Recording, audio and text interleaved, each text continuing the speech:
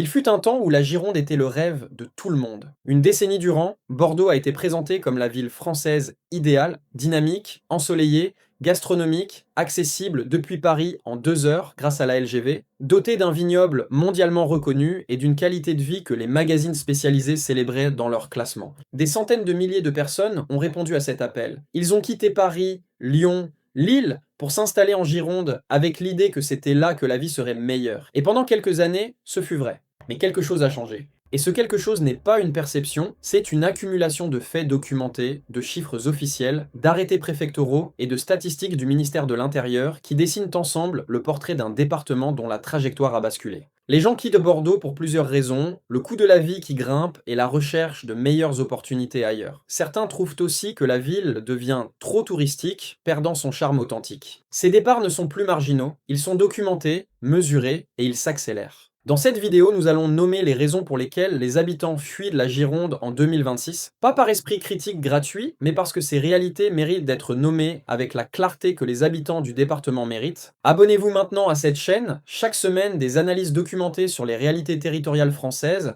que peu de médias osent présenter aussi clairement.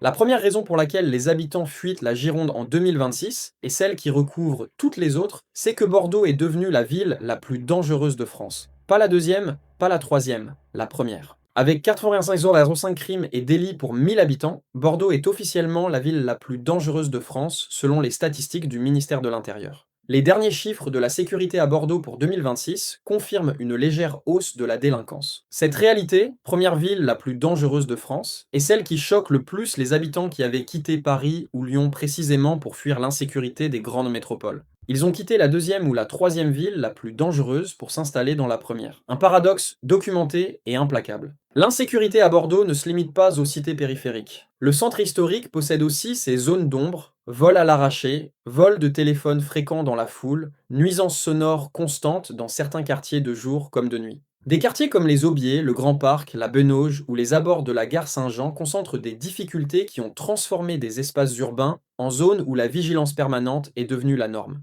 Et cette insécurité ne recule pas. Elle progresse, elle s'étend, elle touche des zones qui étaient encore relativement préservées il y a 5 ans. Un habitant de longue date témoigne « Je constate que l'on vit dans une insécurité, une porcherie totale, et que l'on ne peut plus marcher tranquillement dans le centre-ville de Bordeaux. Je n'ai pas connu Bordeaux comme ça. » Ce témoignage, formulé par quelqu'un qui aime sa ville et qui la défend, dit tout de l'ampleur de la transformation sécuritaire de Bordeaux. Une ville qui n'était pas ainsi et qui est devenue cela, et qui fait fuir ceux qui peuvent partir. La deuxième raison est le coût de l'immobilier. Une bulle qui n'a pas vraiment éclaté, qui s'est simplement dégonflée partiellement et dont les niveaux restent suffisamment élevés pour rendre Bordeaux inaccessible à une large partie de sa propre population. Après une phase de correction, le marché immobilier bordelais stabilise ses prix en janvier 2026. Avec une moyenne de 4 588 € le mètre carré, la métropole affiche des disparités marquées entre les secteurs historiques et les communes de la première couronne. 4 598 € le mètre carré. Une correction de 8% depuis le pic, qui ramène les prix non pas à des niveaux accessibles, mais à des niveaux qui restent parmi les plus élevés de France, hors Paris et Côte d'Azur. La correction n'a pas rendu Bordeaux abordable, elle l'a simplement rendu légèrement moins inabordable.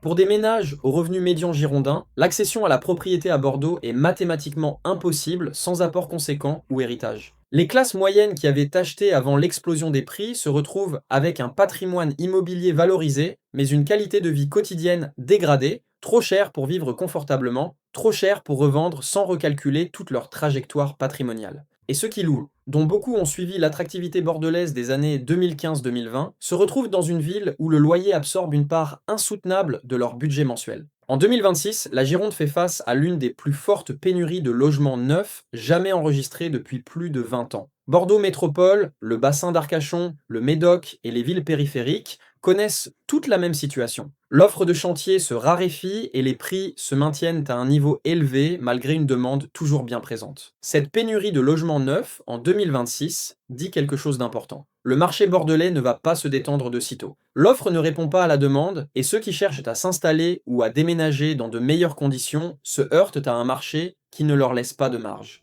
La troisième raison est climatique et elle est peut-être la plus structurelle de toutes. La Gironde est en train de devenir l'un des territoires français les plus exposés aux catastrophes naturelles, Incendies, inondations, sécheresses, dans une progression documentée chaque année par les arrêtés préfectoraux. En août 2025, le préfet de la région Nouvelle-Aquitaine a décidé de passer la vigilance pour la prévention des incendies de forêt dans le département de la Gironde au niveau très élevé, rouge, niveau 4 sur une échelle de 5, en raison de conditions climatiques exceptionnelles. Ce passage en vigilance rouge n'est pas un incident isolé. C'est un épisode dans une série de crises climatiques qui s'accumulent en Gironde depuis plusieurs années. Les feux exceptionnels qui ont touché le massif des Landes de Gascogne pendant l'été 2022 ont détruit plus de 28 700 hectares, un triste record jamais égalé depuis les incendies de 1940. En 2025, 337 départs de feu ont été recensés pour la seule période du 1er juin au 31 août, représentant une superficie totale brûlée de 220,81 hectares. 337 départs de feu en 3 mois. Et ce ne sont pas que des statistiques forestières. Ce sont des maisons détruites, des familles évacuées, des propriétaires qui découvrent que leur assurance ne couvre pas tout et que la valeur de leurs biens a été réduite à néant en quelques heures. L'arrêté interministériel du 3 avril 2026 a reconnu l'état de catastrophe naturelle au titre des inondations et coulées de boue pour la période du 9 au 24 février 2026 pour 5 nouvelles communes de Gironde, s'ajoutant aux 106 communes qui avaient déjà fait l'objet d'un avis favorable. 111 communes de Gironde reconnues en état de catastrophe naturelle pour les seules inondations de février 2026. Et à cela s'ajoutent les reconnaissances de catastrophes naturelles pour mouvements de terrain liés à la sécheresse et à la réhydratation des sols. La Gironde est un département qui accumule les catastrophes naturelles avec une fréquence et une intensité qui ne sont pas près de diminuer avec le réchauffement climatique. La quatrième raison est la congestion. Une métropole dont la croissance démographique des 10 dernières années a produit une saturation des infrastructures de transport qui transforme le quotidien en calvaire pour des centaines de milliers d'habitants.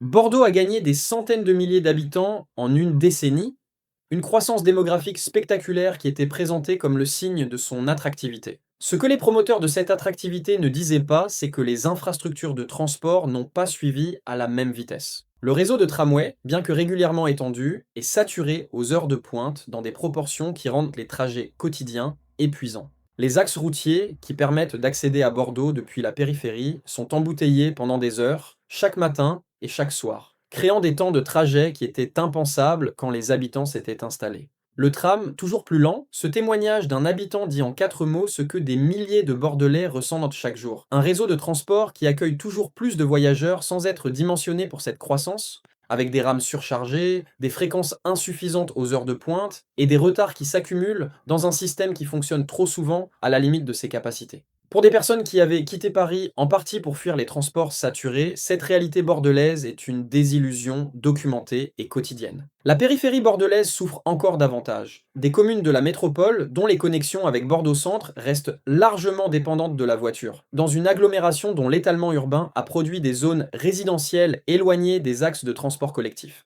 Des ménages qui avaient acheté dans la périphérie pour bénéficier de prix plus abordables équipaient leur accès à Bordeaux en heures perdues sur la route chaque jour. La cinquième raison, elle est la touristification, un phénomène qui a transformé le cœur de Bordeaux en décor pour touristes au détriment des habitants permanents qui y vivaient, qui y commerçaient, qui y avaient construit une vie de quartier. Certains habitants trouvent que la ville devient trop touristique, perdant son charme authentique. C'est un vrai sujet de débat parmi les Bordelais. Ce débat n'est pas anodin, il exprime une transformation profonde du tissu urbain bordelais qui affecte directement la qualité de vie des résidents permanents. Des commerces de proximité remplacés par des boutiques souvenirs et des restaurants pour touristes. Des places historiques envahies de terrasses qui ne laissent plus d'espace aux habitants. Des Airbnb qui ont vidé des immeubles entiers de leurs locataires permanents au profit de rotations touristiques dont les revenus profitent aux propriétaires, mais dégradent la vie de quartier pour tous les autres. La touristification de Bordeaux est un processus qui s'auto-entretient. Plus la ville attire de touristes, plus les investisseurs transforment des logements permanents en location touristique, moins il y a de résidents permanents, moins le tissu commercial du quotidien est viable, moins la ville ressemble à un endroit où l'on vit plutôt qu'à un endroit que l'on visite. Pour les Bordelais qui ont vu leur quartier se transformer progressivement en attraction touristique, cette perte d'authenticité et de vie de quartier est l'une des raisons les plus souvent citées quand ils évoquent leur désir de partir. Les prix des restaurants, des cafés et des commerces dans les quartiers les plus touristiques de Bordeaux ont été tirés vers le haut par une clientèle touristique dont le pouvoir d'achat est supérieur à celui des habitants permanents, créant des espaces urbains dont les prix d'accès ont dépassé les capacités financières de leurs propres résidents. Un centre-ville pour touristes et pour aisés, et des habitants ordinaires qui remontent progressivement vers des périphéries dont les loyers restent à peine accessibles. La sixième raison est la dégradation de l'espace public. Une réalité que les habitants de longue date documentent avec une précision et une amertume qui dit quelque chose d'important sur la vitesse à laquelle Bordeaux a changé. Un habitant témoigne: passez votre chemin si vous pensez que Bordeaux est une ville de rêve. En plus d'être très sale, elle est maintenant très mal fréquentée. Cette formulation, très sale, est revenue dans de nombreux témoignages d'habitants bordelais ces dernières années. La propreté de l'espace public à Bordeaux s'est dégradée sous l'effet conjugué d'une croissance démographique qui dépasse les capacités des services de nettoyage, d'une fréquentation touristique massive qui génère des volumes de déchets considérables et d'incivilités dans l'espace public qui se sont multipliés. Des dépôts sauvages dans certains quartiers, des rues dont l'entretien est insuffisant, des espaces verts mal maintenus, des trottoirs encombrés, une accumulation de petites dégradations quotidiennes qui n'atteignent pas le seuil de la catastrophe, mais qui érodent progressivement le sentiment de vivre dans une ville qui prend soin d'elle-même. Pour des habitants qui avaient choisi Bordeaux pour son centre historique classé et son cadre de vie remarquable, cette dégradation de l'espace public est vécue comme une trahison de la promesse qui les avait attirés. La nuit, certains quartiers du centre présentent une atmosphère que des familles et des personnes âgées choisissent d'éviter. Des attroupements, des nuisances sonores constantes, une ambiance qui peut être intimidante et qui limite l'attrait résidentiel pour ceux qui cherchent la stabilité. Cette limitation progressive de l'espace public accessible à tous, par l'insécurité, par les nuisances, par la dégradation, est l'une des formes les plus concrètes de la dégradation de la qualité de vie dans cette métropole. Et la septième raison, celle qui synthétise toutes les autres et qui explique pourquoi les départs de Gironde s'accélèrent en 2026, c'est la rupture du contrat implicite qui avait fait de Bordeaux une ville où l'on rêvait de s'installer. La promesse n'est plus tenue. Bordeaux avait fait une promesse à ceux qui l'avaient rejointe. La promesse d'une métropole à taille humaine, avec les avantages d'une grande ville, d'un cadre de vie méditerranéen sans les prix de la Côte d'Azur, d'une sécurité raisonnable dans un environnement convivial, d'un immobilier accessible pour ceux qui venaient de Paris. Cette promesse a été tenue pendant quelques années, elle ne l'est plus. Les perspectives à court terme sont sombres pour la Gironde, les incendies, les inondations, les mouvements de terrain consécutifs à la sécheresse s'accumulent dans un département dont la résilience climatique est mise à l'épreuve chaque année avec une intensité croissante. Le changement climatique n'est pas un problème de long terme pour la Gironde, c'est un problème de court terme documenté chaque été par des vigilances rouges, chaque hiver par des arrêtés de catastrophes naturelles, chaque année par des destructions qui affectent des milliers de propriétaires et de locataires. Ceux qui fuient la Gironde en 2026 ne fuient pas la France. Ils fuient un département dont les problèmes se sont accumulés plus vite que les solutions ont pu être apportées. Ils fuient un département qui avait tout pour être extraordinaire et qui n'a pas su ou pas pu gérer la pression de sa propre attractivité. Un département dont l'avenir dépend maintenant de sa capacité à répondre honnêtement aux questions que ses habitants posent sur la sécurité, sur les risques climatiques, sur le coût de la vie, sur la qualité de l'espace public. Des questions auxquelles les discours officiels n'ont pas encore apporté de réponse à leur hauteur. La Gironde n'est pas perdue, elle a des atouts incomparables que ni les statistiques de criminalité ni les arrêtés de catastrophes naturelles ne peuvent effacer. La beauté de l'estuaire, la richesse du vignoble, la douceur du climat atlantique, la gastronomie, le dynamisme économique réel de sa métropole. Mais ces atouts ne suffisent pas, en 2026, à masquer des problèmes qui se sont trop longtemps accumulés sans réponse suffisante. Et tant que ces réponses ne seront pas apportées, les départs continueront, silencieux, documentés, implacables. Si cette vidéo a dit des choses que vous ressentez depuis longtemps sans pouvoir les nommer clairement, likez-la, partagez-la, abonnez-vous à cette chaîne, et dites-nous en commentaire, vous vivez en Gironde? Vous l'avez quitté? Racontez-nous votre expérience.